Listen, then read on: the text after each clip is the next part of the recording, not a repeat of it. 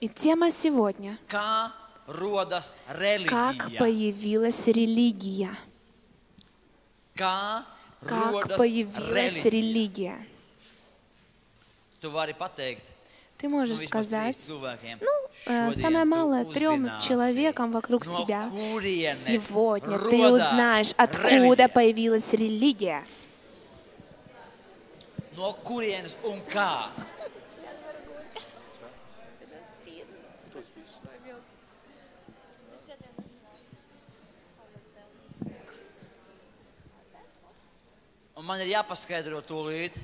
И мне нужно сейчас будет объяснить, что религия — это религия, а Бог — это Бог. Мир понимает под словом «религия». Религиозные люди понимают какой-то определенной систему пунктов. Если ты будешь держаться этих пунктов, то ты можешь получить удовлетворение тому, что твоя жизнь также с Богом совмещена с Богом, согласована с Богом. Но на самом деле у религии нет ничего общего с самим Богом. В мире словом «религия» обозначает любого человека, который верит во что-то или ходит в любую церковь, вообще христианскую или кришнаид, или мусульманскую, это тоже религия. Без исключения. Религия. Но, друзья, на самом деле у самой религии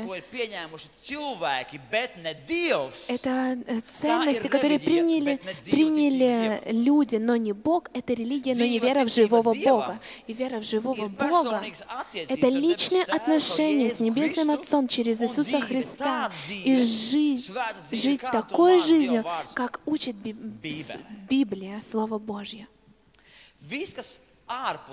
И все вне, когда люди защищаются Библией, вырывают из Библии какую-то систему, какие-то пункты,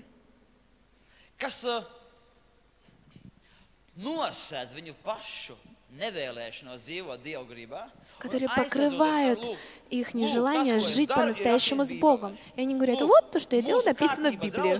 Наш порядок в церкви или порядок то, как я живу, это основано на Библии. Но важно, друзья, чтобы делать по всем этим принципам, которые учит нас Бог, а не какую-то часть только.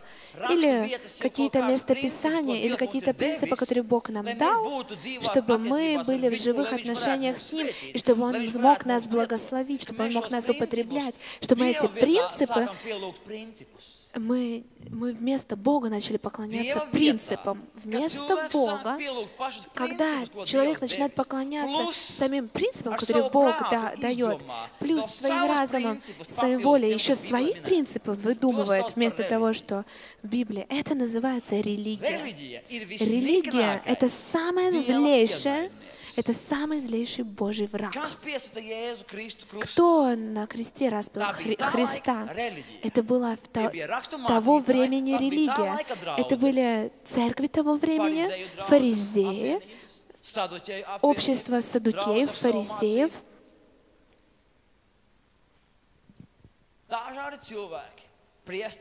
Это священники и левиты того времени, которые учили Божьи принципы.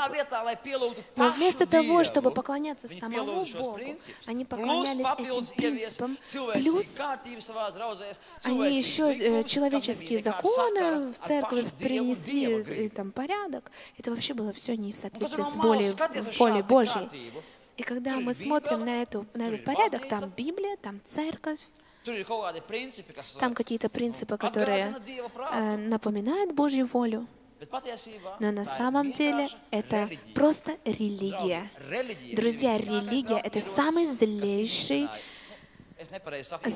оружие, которое распяло Иисуса Христа на кресте. И почему религия настолько опасна? И почему она настолько влиятельна на жизнь людей? Потому что Это дьявол, который приходит в образе ангела света. Это дьявол, который приходит и говорит: вот Божья воля, вот так говорит Бог. Но Библия не может это показать. Это вне контекста Библии. Например, в последнее время было такое нападение острое на нашу церковь. Это также на нашу церковь было. Разные комментарии, выражения про секты. Вот так вот волной это пришло, и вот так вот остро. То, что вы делаете, куда вы ходите, то, что наша церковь, это вообще секта, назвали ее. И потом там всякие причины, почему, что этому человеку сделали.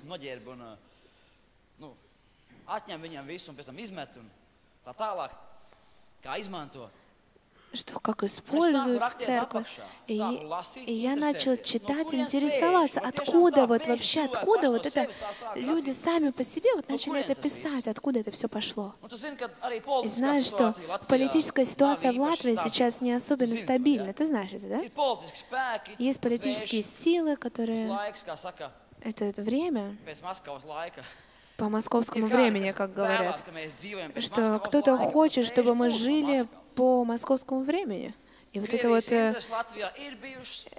российский интерес в Латвии всегда был и всегда будет. И такую организацию я узнал про антисекты. Это те, которые воюют, бюро, которые воюют с сектами. И я увидел клип про этих людей. Они все говорили на ломаном латышском языке, они все были русской национальности. И не секрет, что сейчас есть политические силы, которые стараются поставить, чтобы была война между русскими и латышами. И они это пытаются использовать. Я люблю русских. Я люблю латышей. Мне вообще все равно, цыган или кто ты там. И не моя часть кого-то там осуждать. Я просто хочу вам рассказать о религии. Откуда? У меня нет доказательств.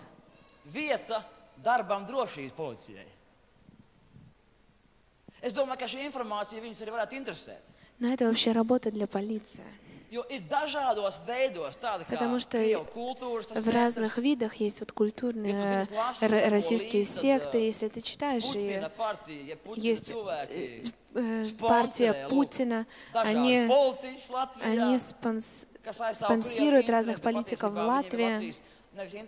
На самом деле у них нету никакого интереса к русским, которые здесь живут. Их интересует территория, на которой мы живем. Это как вот это между Европой и Россией. Так что Латвия — это стратегически важный пункт в России. Если Латвия не достала бы НАТО, тогда бы она уже давно не была в Латвии. И поэтому Латвии нужно также и свои обязательства к НАТО исполнять все время. И есть какие-то силы, которые разными способами пытаются объединить вот русских людей здесь, в Латвии, и пойти против латышей, против правительства. Почему вот эти организации, вот эта антисекта, которая распространяет ложь? Я не видела, как это происходит, я не могу это доказать, но факты, почему они это делают? Почему секта? Вообще, какая есть связь с политикой? Потому что в Латвии есть православная церковь, которая объединяет русских людей. Не дай Бог, чтобы какой-то русский ушел с православной церкви и присоединился к лютеранской церкви. Вот эти антисекты, эта организация, она такая секретная, она там нечисто работает. Это один из этапов, как соединить вот русских и против Латвии. Есть такие, как Лидерманы, и вот такие вот разные центры согласия и разные другие партии. Это все нечистые вещи. Сейчас здесь у нас есть рядом церковь. Как вы думаете, сегодня она полная людей? Как вы думаете, там только латыши? Нет, там только русские. Как же у нас насчет герба России? Что там нарисовано? Там орел с двумя головами. Почему там две головы? Потому что один — это император, а другой — это птица. Я все это изучил. Также все эти краски на флаге. Первая голова на этом гербе означает, как орел — это царь, а другое — это религия. Что правит Россией? Один человек плюс религия. У религии есть своя голова в Латвии. И вот почему так резко были вот эти вот с центром согласия все эти проблемы в Латвии. Вот почему вот обострились эти комментарии, и все пишут, что вот, русские думают, что это все секта. Кто злее всего вообще стоит против того, что вот это вот секта и другие все секты? Именно православные. Аминь. Политики манипулируют массами. Я хочу повторить, что я люблю русских, и у меня нету вообще ничего по отношению к кому-то русскому или какому-то латышу, что-то плохого. Чего смеешься? Не, ну я, конечно, могу найти все, что угодно. Но не потому, что он русский, или потому, что он латыш, или цыганин, или эстонец, или литовец. Не поэтому. Вот религия — это ужасное оружие дьявола, и которое приходит, дьявол приходит в виде ангела света и запудривает мозг людей. И в основании религии — это человеческое желание удовлетворить свое естественное желание отношений с Богом.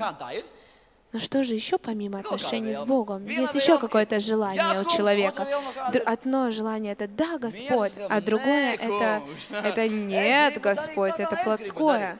Что я хочу делать Божью волю, и я не хочу. И есть люди, которые хотят быть, они хотят верить тому, что их отношения с Богом в порядке.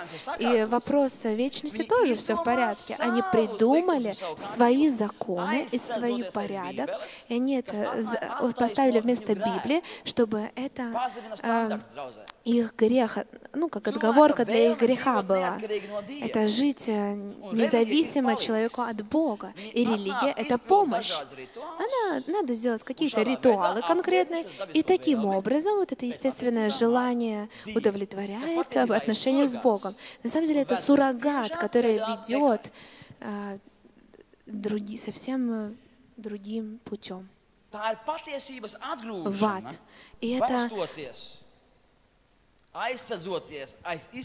оттолкновение Бога. Это я не списал откуда-то эти слова, это мои слова. Это отталкивание истины. Что написано в Библии?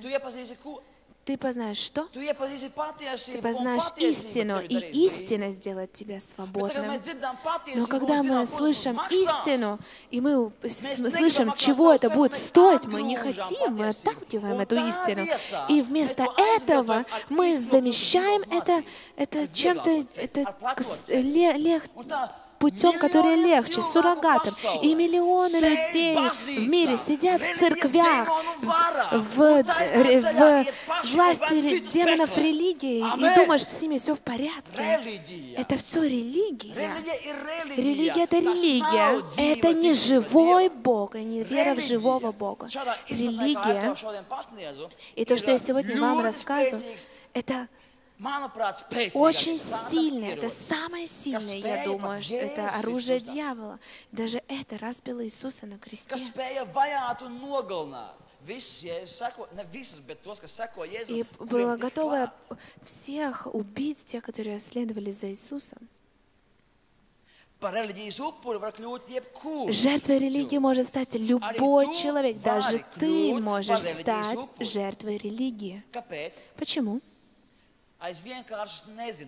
Просто из-за незнания, просто из-за непросвещения, что тебе кто-то вместо живого Бога предлагает суррогат. Сделай это, и все в порядке.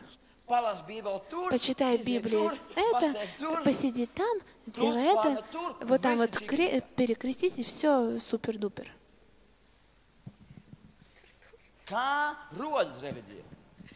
Как появилась религия? Жертвой религии можно стать во власти, когда на тебя влияют религиозные люди, когда ты находишься среди религиозной семьи. И неважно, какая конфессия. Даже в нашей церкви можно стать жертвой религии.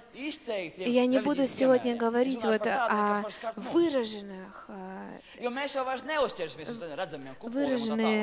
жертвы религии, но я буду говорить о нас. Мы уже, конечно, не смотрим и не будем поклоняться каким-то картинкам, но у дьявола есть свои пути и свои подход к каждому человеку, каждой церкви. И к этой церкви у него есть свое оружие.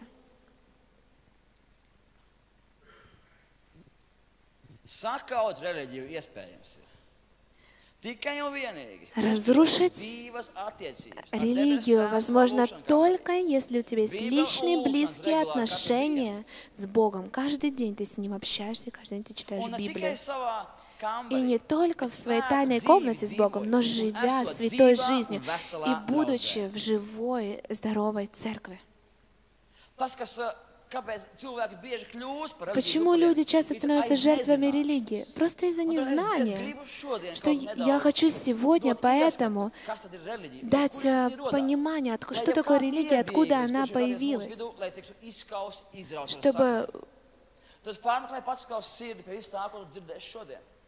чтобы ты мог сегодня это услышать. И религия появляется тогда, когда мы отговариваемся от своего греха.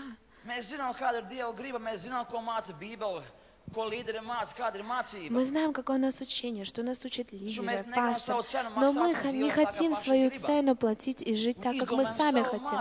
И мы свое учение придумываем, как правильно. Мы из контекста вырываем библейские стихи и говорим их. Вот где появляется религия. Из-за незнания или просто из-за какого-то греха мы отталкиваем истину. И только истина может сделать тебя свободным. Открой свои уши, свое сердце и слушай. Иоанна 8:32. «И познайте истину, и истина сделает вас свободным». Скажи: «Ей, истина меня освободит». И сегодня я хочу говорить истину, истину и еще раз истину. 2 Коринфянам 3:6. Он дал нам способность быть служителями Нового Завета, не буквы, но Духа, потому что буква убивает, а Дух животворит.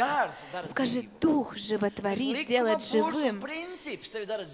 Не этот принцип и не буквы делают тебя живым. И вот в нашей церкви тоже учат принципам, но не эти принципы тебя делают живым и освобождают. Не принципы тебя на небеса приведут. Но эти принципы — это как помощь тебе, чтобы Бог мог прийти в твою жизнь, чтобы у тебя были живые отношения с Богом. И когда ты начинаешь вот эти принципы, им поклоняться, слишком много вот эти принципы внимания, то вот там уже входит религия. Потому что дух убивает, но дух животворит. Скажи, буква убивает, но дух делает живым. Мы не можем принципы использовать с неправильными мотивами в церкви. Я объясню сейчас дальше, какие принципы и почему будет, вы поймете. Марка, 2 глава, с 23 стиха до 28. Есть 10 заповедей, и одна из заповедей — это что тебе нужно будет светить день субботний. То есть это значит, что один день нужно посвящать Богу. У нас именно суббота. Это тот день, когда ты не на своей работе, когда ты здесь. Это принцип. Скажи, принцип. Это принцип, который тебе нужно соблюдать, но есть одно «но». И слушай. И произошло в субботу. Иисус шел и учился. И его ученики, они очень хотели кушать. Они были голодны, и они кушали. Они сорвали еду и кушали. Фарисеи, это служители того времени, они сказали: слушай, Иисус, почему твои ученики делают то, что нельзя в субботу? Потому что иудеи, настоящие фарисеи, религия настолько далеко ушли, что они делали 100 тысяч мелочей, забыли про самого Бога. Делали 100 тысяч мелочей. Даже нельзя вот ничего там, руки помыть даже нельзя было в субботу. Там было очень-очень много вещей. Иисус им ответил. Он сказал им: неужели вы не читали никогда, что сделал Давид, когда имел нужду и взалкал сам, и бывший с ним? Как вошел он в Дом Божий при первосвященнике Авиахаре и ел хлеб предложения, которое не должно было есть никому, кроме священников, и дал бывшим с ним. Не дай Бог, ты пойдешь в храм, и ты съешь этот хлеб, это тебя Бог там убьет. Это было просто ненормально. Это то же самое, что сейчас было бы просто срубить Милду, памятник свободы. Просто тебя сразу же убьют за тебя. Никто не сможет потом из этого спасти.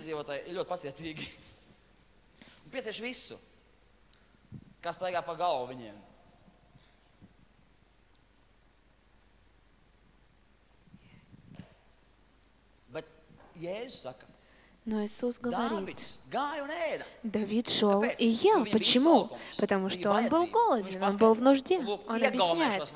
И вот запомни эти слова. 27 стих. Иисус сказал им: суббота для человека, а не человек для субботы. Этот закон, то есть соблюдать субботу, это для твоего блага, а не ты для блага субботы. Есть большая разница. И вот где появляется религия. Скажи, суббота для человека, а не человек для субботы. Каждая заповедь и каждый Божий закон — это для тебя, а не для того, чтобы ты тупо и слепо ее соблюдал. Это для тебя, чтобы ты мог быть нормальным человеком и мог быть благословенным в нормальных отношениях с Богом. Не просто как слепой фарисей, который каждый принцип вот просто слепо его соблюдает. В церкви куча принципов, но принцип не для принципа, а для тебя. Перед тем, как что-то делать или нет, подумай, не будет ли это религия. Это не из-за злого, что, может быть, в этот момент это против здорового учения церкви. Я сейчас это все объясню с очень-очень многими примерами. Первое, как появилась религия, первый пункт. Как появляется религия в личных отношениях с Богом, в тайной комнате с Богом? Религия приходит везде, в личные отношения с Богом, в твою семью, в отношения с людьми, в служение. Ты можешь стать жертвой религии везде. И когда происходит что-то большее, какие-то видимые вещи, и вот теперь внимательно слушай. Как приходит дух религии в твои личные отношения с Богом? Это когда ты читаешь Библию, ты поставил время конкретное каждый день, в которое ты будешь читать Библию и поклоняться Богу. И есть очень многие думают, что если у тебя есть это время с Богом, то с тобой все в порядке, ничего больше не надо. Нет, личные отношения не ограничиваются только аллилуйя и вот этим временем. Твоя молитва в тайной комнате, нужно, чтобы это еще из этого выходил плод твоей святой жизни. Отношения с Богом, это не означает, что только ты молишься и все. Это означает все, что ты делаешь в отношении к Богу. Делаешь так, как Он хочет, или так, как ты сам хочешь. Как насчет отношениями с людьми, между женатыми людьми? Если каждый живет так, как он хочет, встречает 1-2 раза в год, привет, я тебя люблю, зайчик. Что это за отношения, друг?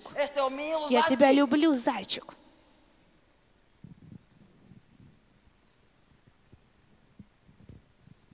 Но когда вещь приходит к конкретной ответственности по отношению друг к другу, тогда становится очень сложно, и сложно это все выполнять, и не выполняется. Вот религия.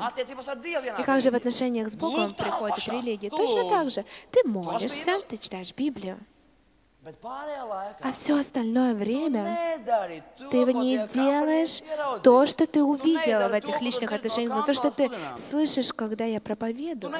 Ты не делаешь то, что в домашней группе учат, ты не делаешь. И здесь не идет речь о том, что ты не можешь это сделать, просто ты не хочешь. И вот, это религия в отношениях с Богом.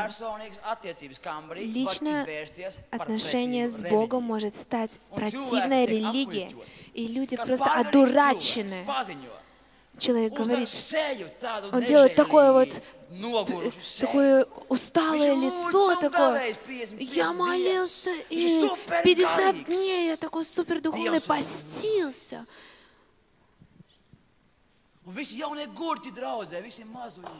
И Бог мне говорил, Бог ответил мне. И каждое слово, которое человек говорит, это идет от самого Бога. И он ходит вот так по кругу, говорит, ты слышал, что он сказал? Ты слышал, что Бог сегодня сказал?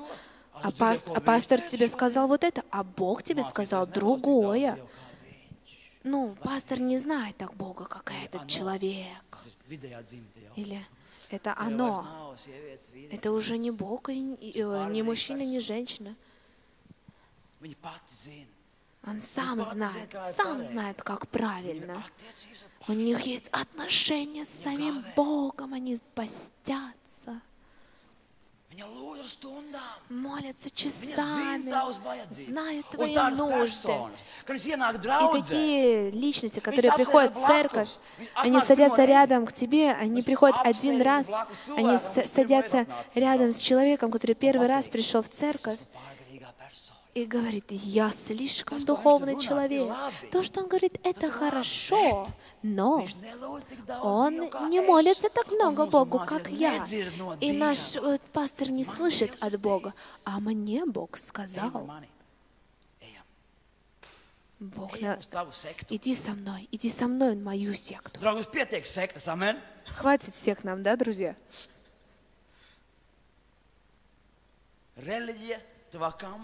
Религия в твоих личных отношениях с Богом. Скажи, хватит с религией в моем личных отношениях с Богом. Религия. Если пастор проводит с Богом 4 часа, Пастор так и делает. Он проводит с Богом 3 четко, а потом еще час читает книги. И это все вот прекрасно. И потом полчаса завтрака, потом опять время. И так регулярно, каждый день много. Ну, конечно, мне не кажется, что это слишком долго. Ну, просто долго время. Года. И ты сидишь в церковь и думаешь, у моего пастора 4 часа, у меня будет 5, 6.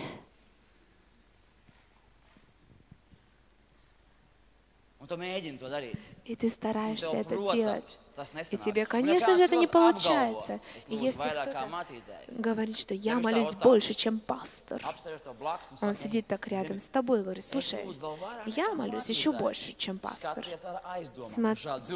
Смотри на этого человека внимательно. Возможно, этот человек наполнен духом религии, который дьявол прислал, который забрать твою веру из твоей жизни.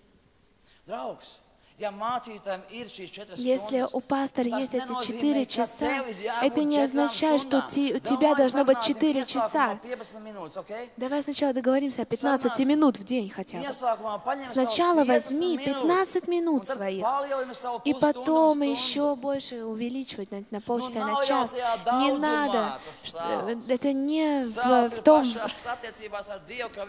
это не в количестве, сколько ты проводишь, а это в качестве, в том, как ты проводишь эти отношения с Богом.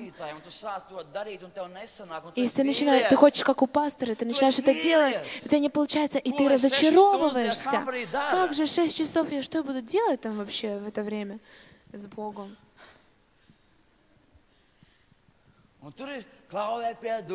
И тогда приходит фарисей, вот бес фарисеевский, говорит, ах, вот, а ты скажи, что Бог говорил тебе. Сам проспал там 3 часа, на работе не был. Ну как, ну тебе же надо молиться Богу, тебе надо очень много молиться. У нас есть... Ты видел еще? В нашей церкви есть недостатки. Ты видел? Во время поста пьет воду этот пастор. Это какой-то ненормальный пастор. Нарушает. Друг, если какой-то человек в церкви тебе что-то говорит, как пастор пьет воду, как он говорит, как он относится, это уже знак, что этот человек уже давно во власти дьявола. Просто отойди от него. Религия. Это исполнение каких-то пунктов в Библии и человеческих каких-то принципов без Бога. Это когда внимание на сами принципы, а не на Бога. Как появляется религия? Вот. От огромного времени молитвы, когда ты хочешь быть точно таким же, как кто-то, пастор. Я пастор каких-то уже 8 лет.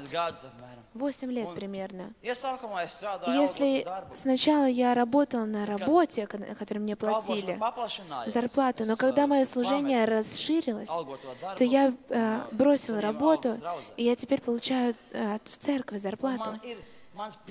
У меня есть моя работа, и моя обязанность — это молиться каждый день 4 часа Богу.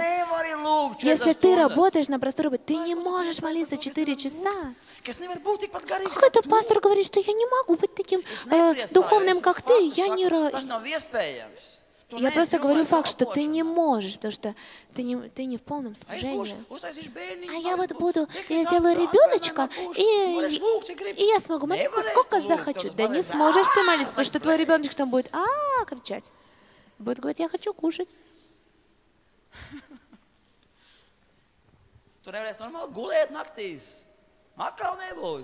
Ты раньше спал нормально ночью, теперь не будет.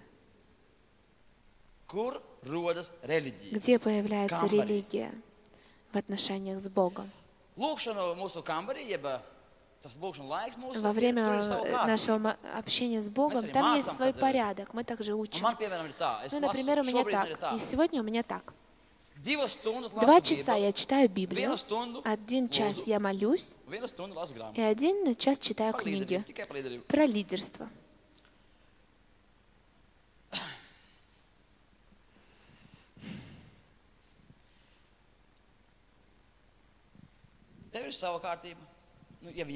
У тебя есть свой порядок? Свой порядок. День изо дня, день изо дня. У тебя 15 минут, ты прославляешь, 15 минут ты делаешь, это 15 минут делаешь, что вот так вот все упорядочено. Друг, вот этот порядок во время молитвы, это может стать, это что ты просто больше этот принцип соблюдаешь, чем ты приходишь к Богу. Ты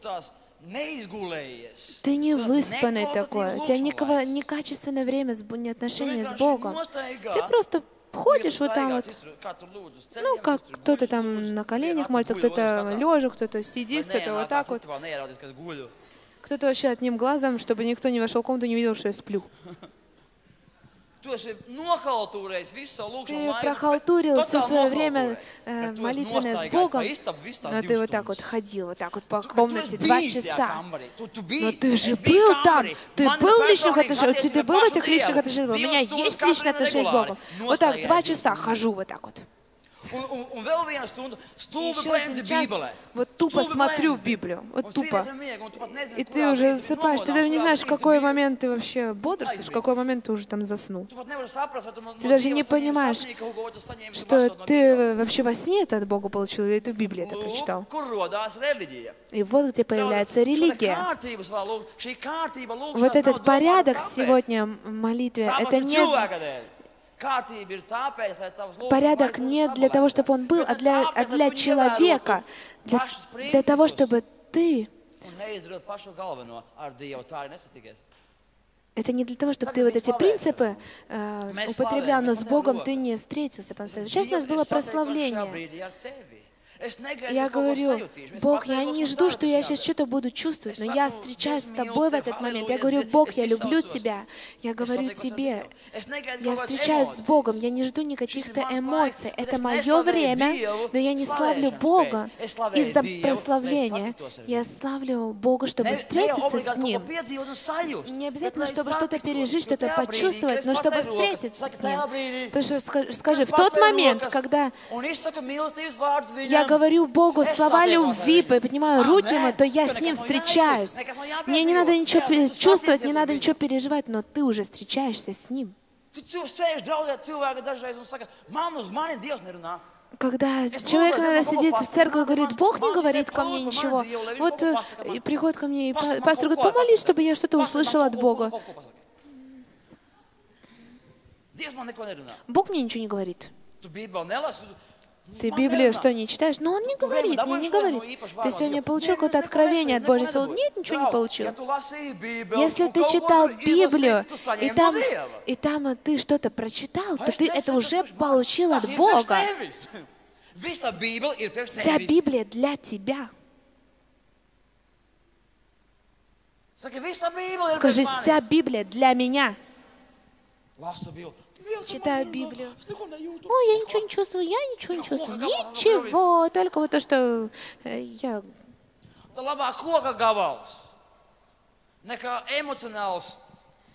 Я не эмоциональный, не дай Бог такие слова. Человек, который ведется эмоциями.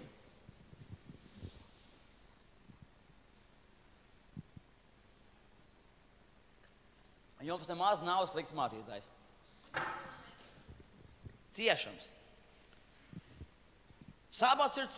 нас неплохой пастор. Суббота не для человека, наоборот, человек не для субботы, но суббота для человека. Это, если у тебя такие мысли, что не дай Бог, я сейчас какой-то порядок изменю, что-то не так сделаю. Да ты можешь вообще один день просто только петь Богу. Ты можешь только молиться или только читать Библию весь день. Но не забывай, что все должно быть в балансе. Если ты один день молишься, другой день тебе надо читать Библию. Но я смотрю, чтобы все было в балансе. Но чаще всего, вот обычно так, что 2 часа Библия, час молитва. Иногда было 1,5 часа Библия, 1,5 часа молитва. В следующий раз я вообще что-то меняю по-другому. Отношения с Богом для тебя, чтобы ты встретился с Ним, а не просто ради принципов. Скажи «Аллилуйя». Наконец-то я теперь это знаю.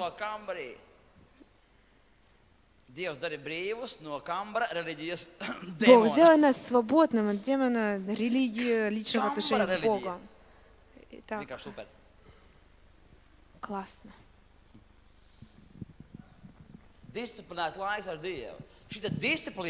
Дисциплинированное время с Богом. Не из-за дисциплины, а дисциплина помогает тебе, чтобы у тебя были личные живые отношения с Богом. Не потому что у меня есть дисциплинированное время с Богом, у меня правильные отношения с Ним. Не поэтому. Бог живой, не религиозный Бог. Ты что-то вообще понимаешь, начинаешь понимать сейчас правильно? Идем дальше. Как появляется религия? В общих отношениях с Богом. Не вот именно, когда мы утром встречаемся с Ним, проводим с Ним время, а как вот вообще. Например, порядок служения вот здесь, это не порядок из-за порядка. Мы не приходим здесь, чтобы увидеть какой-то порядок здесь, но этот порядок здесь для того, чтобы мы могли встретиться с Богом, получить от Него Слово, отношения с Ним. Нам не нужна литургия. Знаешь, что некоторые церкви, у них там литургия, где вот разный порядок соблюдается. И люди приходят и делают вот эти ритуалы, исполняют. И это самое главное. И Бога нету среди них. Потому что не из-за порядка мы здесь, но из-за Бога. Мы должны знать, что мы исполняем и почему. Какой мотив, почему я это делаю. Человек крестится. Там вот крестится, женится. Почему многие люди крестятся? Чтобы, или вот там вот, чтобы было благословение, и думают, надо покреститься и покрестить своих детей, чтобы было удовлетворение своих души, что вот там все в порядке у меня теперь с Богом, ну что все будет хорошо. Я заплатил за это, и все теперь будет с Богом тоже хорошо. Смогу круто жить. Но мы крестимся не из-за крещения, а потому что у нас есть прощение грехов, и мы хотим с Ним заключить завет, что мы будем Ему служить. Аминь.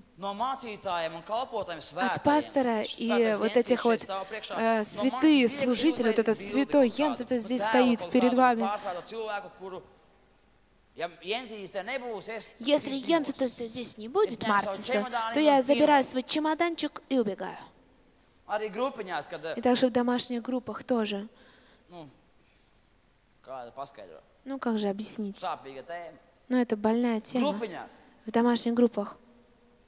Если я не могу быть у Мартиса, то я вообще никуда не пойду.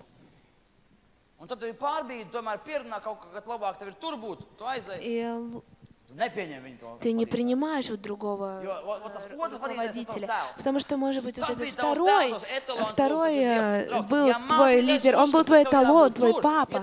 Но если тебе сказали, что ты должен быть там, если ты не слушаешь, если ты не почитаешь мою жену, то ты не почитаешь меня. Если ты не принимаешь мою жену, то ты не принимаешь меня. Точка. Какая разница, какая группа? Какая разница? Ты к кому приходишь? Ко мне, к Гане, к Сане? Пе-Индрес, к Эви, к Индре, или ты приходишь к Богу. Вот.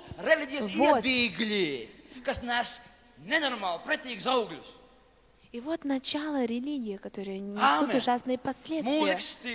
стиль музыки. Как вообще этот рок? Рок это не от Бога, это музыка остальная, я не буду это слушать. А что вы в караоке слушаете в клубе? Какая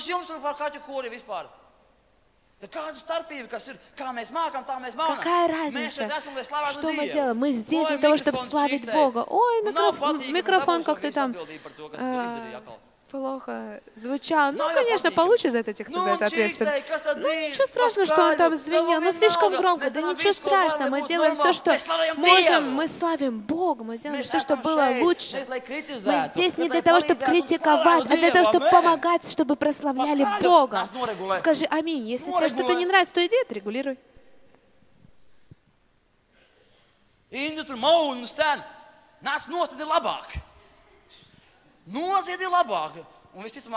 Индра поет, мычит.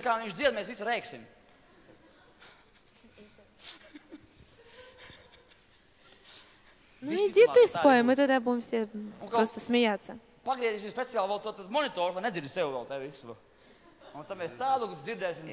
здесь такое тогда услышим пение. Потому что часто Индра даже не слышит, что она поет. Арис там над всем заботится. Арис, наверное, проверяет, как Индра хорошо умеет петь. Но сегодня было супер прославление. Да всегда, на самом деле. У нас всегда супер прославление. Это ничего, что иногда что-то раздражает. Ты все равно можешь поднять Богу руку и прославлять Его. Руки. Не из-за стиля музыки. Может быть, там опера у нас. Да какая разница, будет опера, будем славиться оперой. Это наша церковь.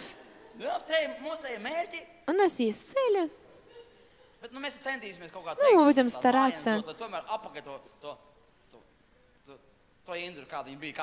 Будем Индру всегда, если она начнет оперу петь, будем стараться вернуть ее, чтобы она пела так же, как раньше. Но если будет опера, то будем все равно славить Бога. Итак, где появляется религия? Ты уже начинаешь понимать, что все очень элементарно. Вот эти начатки приходят в твою жизнь, и ты не можешь не понять этого. Вырви их из своей жизни. Итак, Божий дом, церковный дом. У нас нет своего здания, но если бы у нас было бы свое здание, почему мы бы его строили? Чтобы большое впечатление у всех появилось. Честь. Вот какой дом у нас у Кристи Спасовой, у Мартиса. О, нет. Если бы мы строили здание, то мы бы строили удобное здание для наших собраний, чтобы всем было удобно. У нас дома и фасады, нам не нужны фасады. Мы делаем не из-за принципов это, а за самой сущности, чтобы у нас были близкие личные отношения с Богом. Мы даем 10-ю часть. 10-ю часть даем. И ждем. Инга скажет, что надо дать вот, и потом просто 12 часов только французский язык на неделю. Но хотя пока она выучила этот французский язык, не 12 часов прошло. И самое главное, не забудь 10-ю часть. Потому что когда ты даешь 10-ю часть, особенно большая, когда кто-то там богатенький стал, и вот приходит и чик.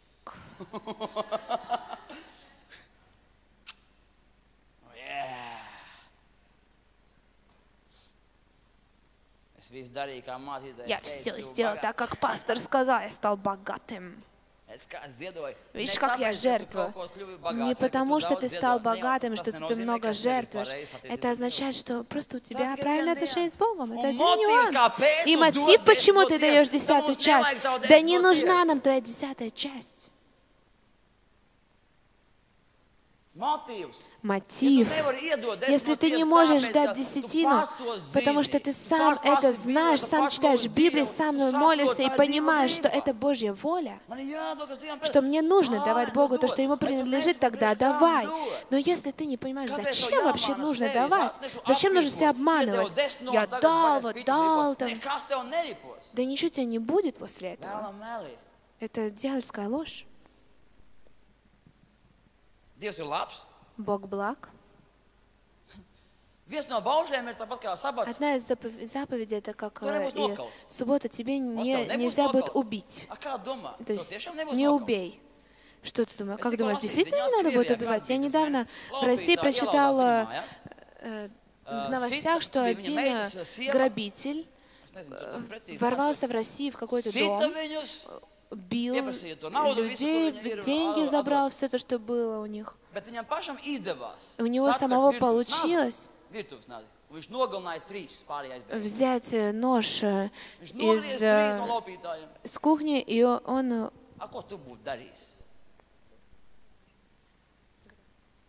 И человек зарезал 3 грабителей, и 3 остальные убежали. Тебе нельзя будет убить. Бей меня, убивай меня, вот все, что мне принадлежит. Вот моя жена, вот моя дочка.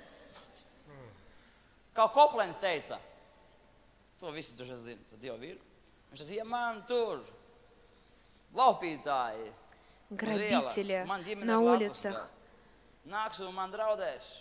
придут и будут угрожать мне. Я в любви. Я в любви просто отрублю им голову. Вот что значит любить своего ближнего, как самого себя. Потому что любовь, в первую очередь, к грабителю — это одно, но другая любовь — это по отношению к себе, по отношению к своей семье. Заповедь обозначает «не убей», это значит, что нельзя будет убить, когда мир. Если в твоей семье, в твоей церкви есть какой-то страх нападения, то не будешь ли ты бороться? Тебе нужно знать Божью волю. В какой стране мы живем и за кого мы должны стоять. Ты знаешь про легионеров в Латвии? Один день на коммунистической, другой день на фашистской стороне. Там вообще ничего нельзя уже понять, что происходит. Какие легионеры вообще? Они просто заставляют бороться и воевать друг против друга.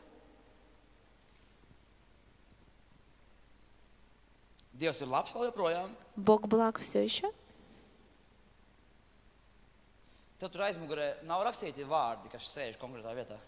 Итак, сзади там не написано конкретные места, где каждый из нас должен сидеть. Не написано?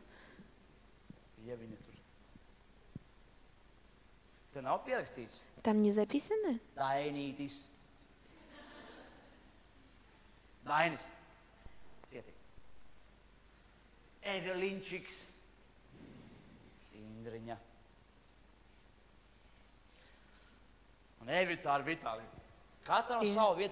У каждого есть свое место в нашей церкви. И приходит человек, который не знает, что это твое место, и садится на твое место. И там ты не видишь, что там уже написано. Там написано «ребенок».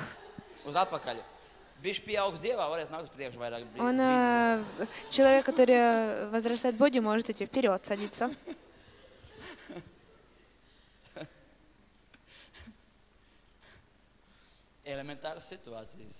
Есть такие ситуации. Мы не ходим в церковь, чтобы занять свое место. У нас есть цели и другие вещи, чтобы служить другим людям. Если кто-то сел на мое место, я буду сидеть в другом месте. Здесь не написано места. Не написано, не подписано, если только не резервировано.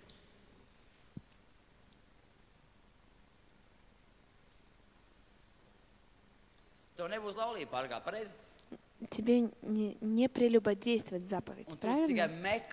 И ты только ищешь этот момент.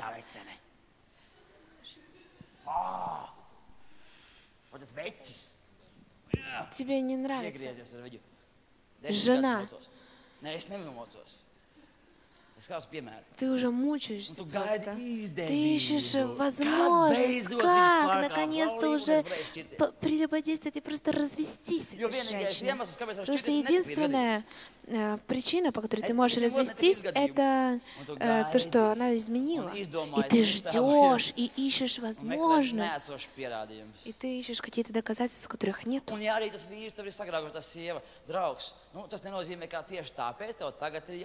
Это не означает, что если даже что-то там сделал, что тебе надо вот сейчас и сразу же развестись, ты можешь простить. Но если это повторяется и опять повторяется, и тогда ты думаешь, нет, тогда все. Религия, понимаешь? Не важно сам закон. Закон для тебя и для твоей семьи, для твоей церкви, для твоих денег, для твоей вечности, для твоих отношений с Богом, для тебя.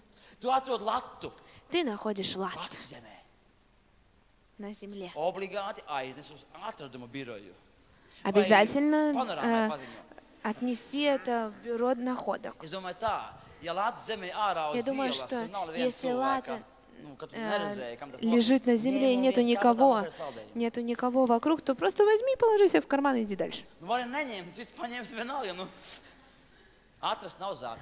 Но тот, кто нашел, тот не вор. Но если там будет кошелек на земле, и там есть имя, фамилия, и тогда ты ложишь в карман и говоришь, я нашел. Или на твой счет перечисляют большие деньги сразу. О, Божьи чудеса! Да, конечно, чудеса. В банках иногда ошибаются и даже миллионы перечисляют на другие конты. О, Божье чудо! Бог так хотел мне на мой икон все это отправить. Религия.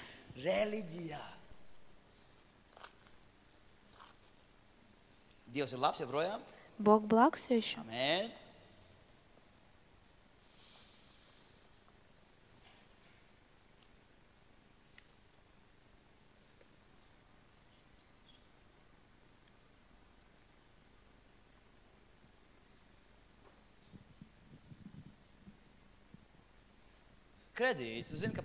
Кредит.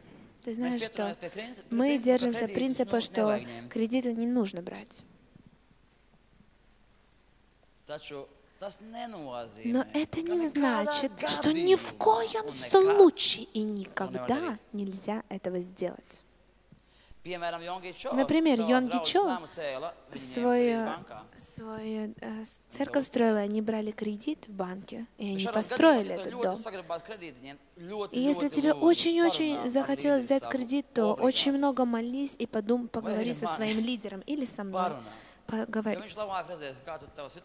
Потому что этот человек увидит, какая действительно твоя ситуация. И действительно это то, что тебе нужно. Например, на моей кредитной карте всегда она используется для нужд церкви. И я всегда использую ее, когда что-то там у нас не совпадает с деньгами в церкви. Но это кредитная карта. Нам нужно сейчас заплатить 1200 лат за счет, то, что мы снимали здание в Академии наук, за конференцию, которая у нас была недавно. И я спокойно плачу вот за этой кредитной картой. И отдам это. Ну или, если правильнее сказать, отдадим.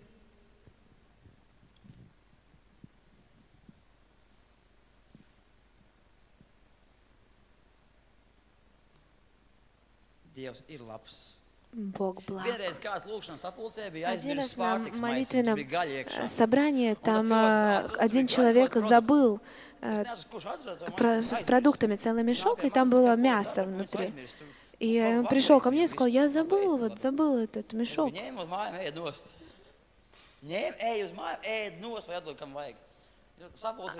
Кто-то нашел этот мешок и сказал, что кто-то забыл, что мне делать. Я сказала, тогда бери и кушай дома. Ну как? Тогда, как же так? Нельзя же будет воровать. На следующей неделе придет и заберет этот человек, этот мешок.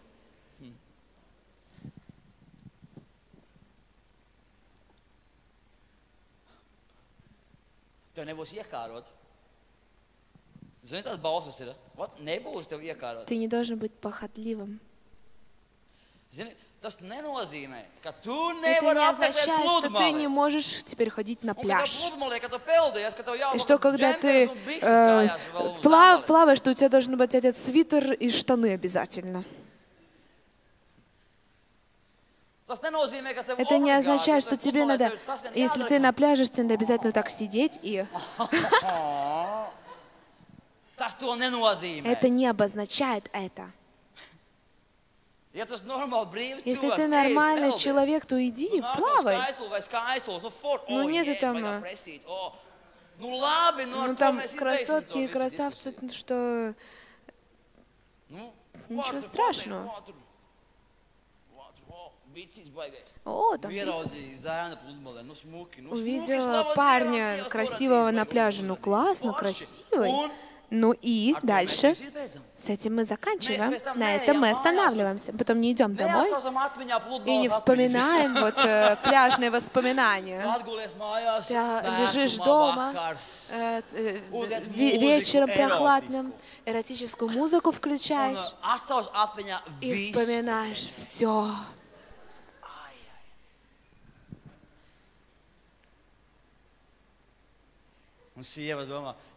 Жена думает вообще, что с тобой?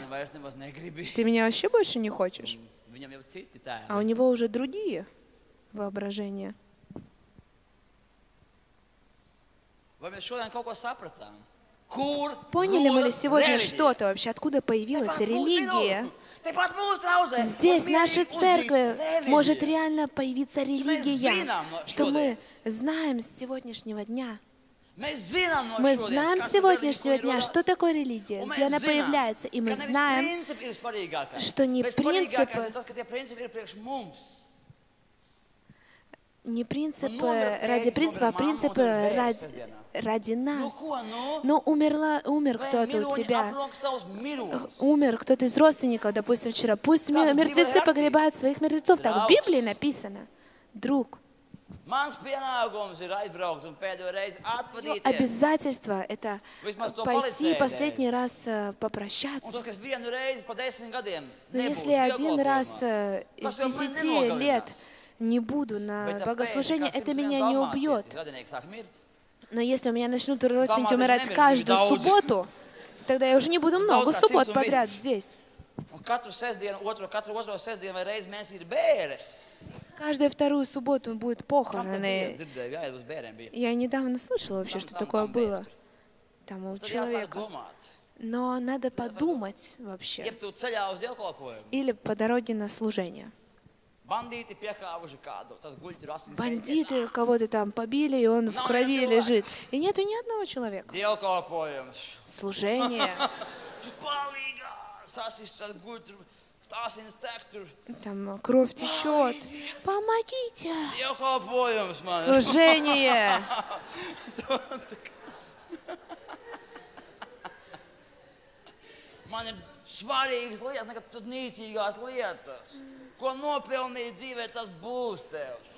Да что ты заслужил, то тебе и будет в жизни. Все, валяйся.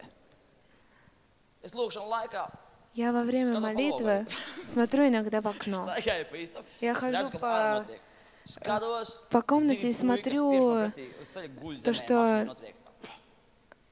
что происходит на улице. И позавчера вечером я молюсь и смотрю, парень лежит, его сбила машина, и там валяется его велосипед. Один там что-то делает. Второй вообще рядом тоже лежит. Через час он встал. И вот так вот, хромая, и вот так вот голову взял и просто... А сначала он был лежал. Или вот происходит авария, и шофер уезжает, и ни одного нету, нужна же помощь. Во время молитвы приоритеты. Приоритеты.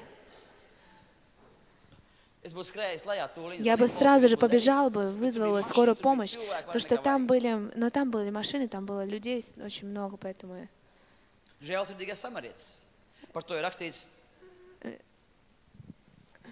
Про самаритянина написано в Луки 10:25 и так далее, что человек, который лежал, его побили, он лежал на земле, и вот один пришел священник, посмотрел на него и сказал: ой, не, у меня служение. Другой пришел, это левит, он говорит: не, у меня молитвенное время, тоже не могу. А один шел самаритянин и помог ему, хотя он был никем. И потом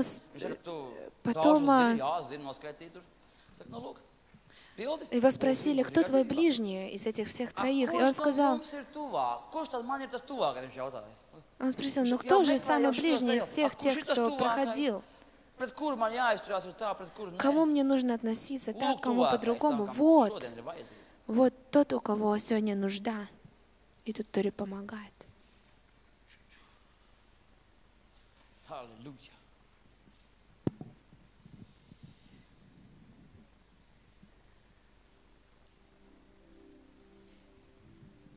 Dievs ir galīgi labs. Бог благ, бесконечно. Сегодня мы четко узнали, что такое религия и где она появляется. Это так? Итак, что такое религия? Религия —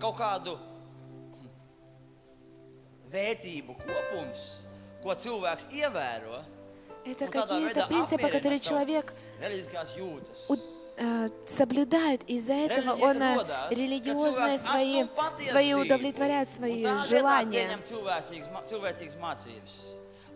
Вместо Бога принимает человеческие учения и замещение суррогата Библия.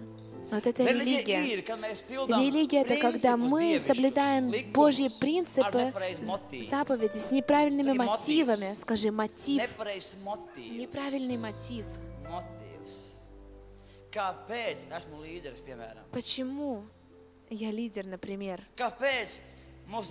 Почему в нашей церкви лидерство вот так вот? Почему ты хочешь быть в команде пастора?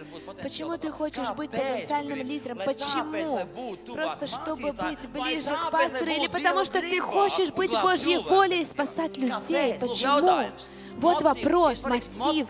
Важен мотив, сам принцип. Мы не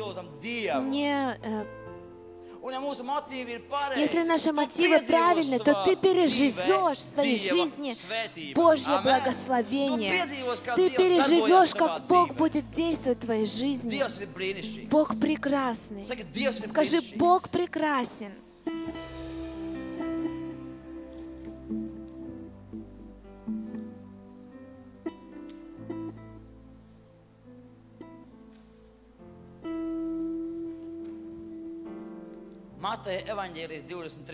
Матфея, 23 глава, с 1 стиха.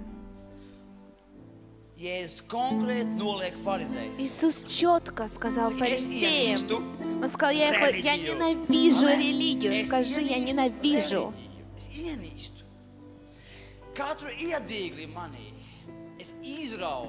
Каждый начаток во мне я вырываю. Я даю Тебе на крест, Господь, освободи меня от этого. Я хочу жить ясной жизнью, четко с Тобой, без ненужных мотивов, неправильных вещей. Иисус говорит, что на Моисеевом седалище сели книжники и фарисеи.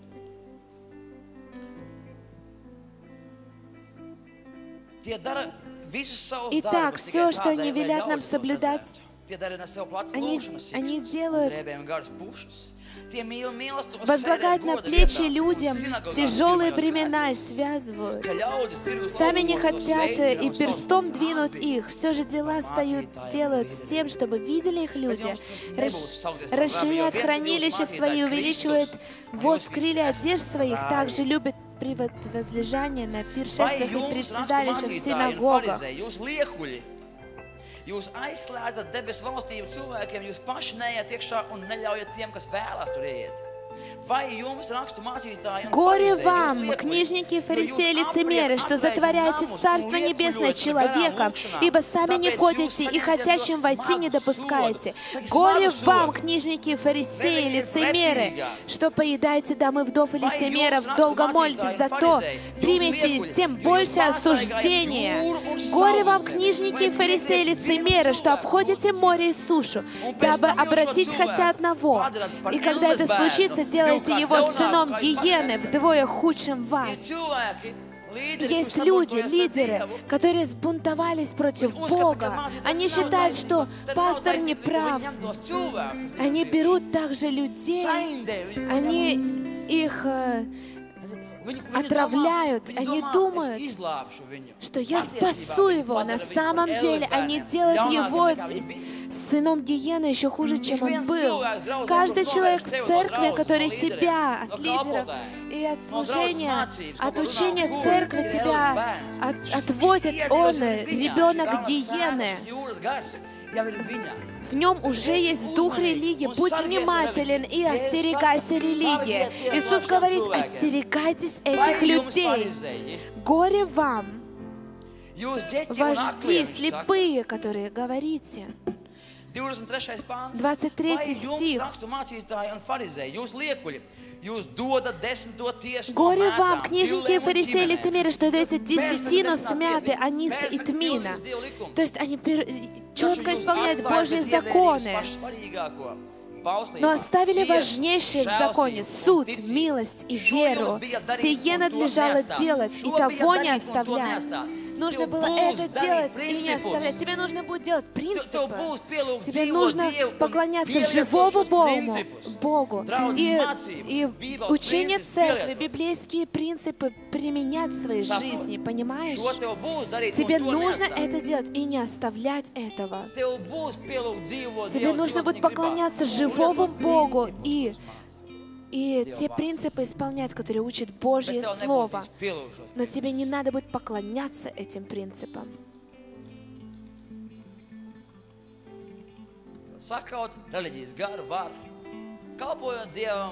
Итак, разрушь религиозный дух, проводи каждый день время с Богом. Не потому что это твои плюсики записаны. Не потому, что я хожу в церковь или домашнюю группу, чтобы была домашняя группа, а для того, чтобы служить Богу, быть в Его воле, познать Его ближе. Вот мотив.